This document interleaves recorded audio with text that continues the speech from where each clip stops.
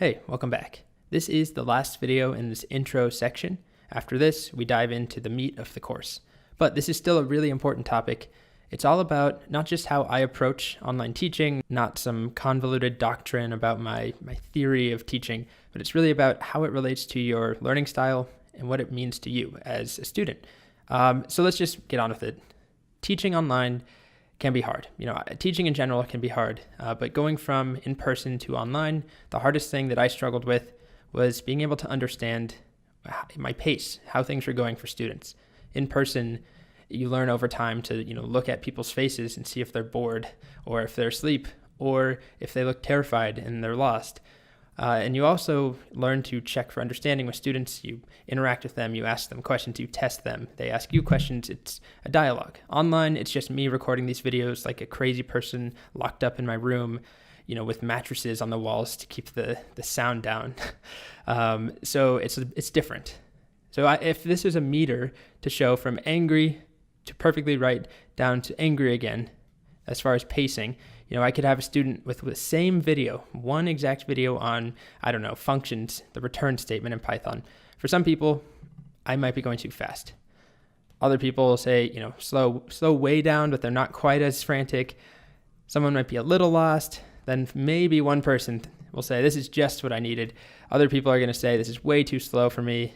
I already know this, hurry up. I'm super, super bored. 1 star, you suck, I hate you, this is awful. It runs the gamut. So from my perspective, I have to figure out who do I teach to and how do I make this work.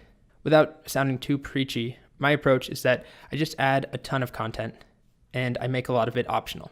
It's really all I can do to accommodate everyone. So if you're somebody who is a really fast learner, maybe you already know some of this content and you get bored easily, it's okay to skip things. And at the same time, if you're somebody who has never programmed before, you need to take your time. This is new and intimidating to you. I've added in tons of exercises, additional reinforcing material that you can rely on.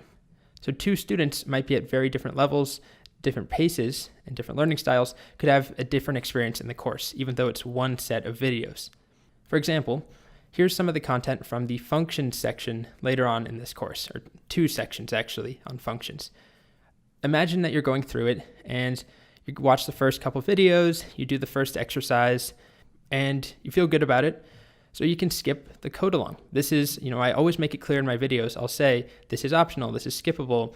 In this video, I'm going to do more of what we did in the last video. So you could try the next exercise. And you might skip the next one. Then you watch more videos. And then there's a whole problem set. So for some students, they might want to tackle every problem in here. Usually when I have problem sets, I arrange them from easiest to hardest. So if you're feeling good, you might skip the first couple. You might try the first one, realize it's too easy, then skip one, try another chunk, then try the one at the very end to test yourself. There's just a lot of flexibility built in. So I don't want to sound, like I'm figured out how to teach online better than anyone. That's not at all the case. I'm just trying to tell you how I approach it personally. I know it's impossible to teach to everybody's style. People are always going to, find things that are too fast or too slow for them, but I encourage you to make it your own. I've built it that way so that you can. Part of that is how I structure my videos. So if this represents an average video, there's always a goals and objectives section at the beginning where I talk for 10, 15, maybe 30 seconds about where we're going in this video, why it matters. I try and set it in context to explain, we're going to learn functions. This is what they are, why you should care. This is how it fits into what we saw yesterday or last section. Then there's the meat of the video, which is 80% of it, most of the content, the new material, and then a recap or summary at the end. So I'm telling you this because for some students, those are really important sections, the recap, the goals and objectives, to set the context so that you can kind of position the material in your mind, make a mental map. But for others, it could just be monotonous and slow. So that's okay, just skip it.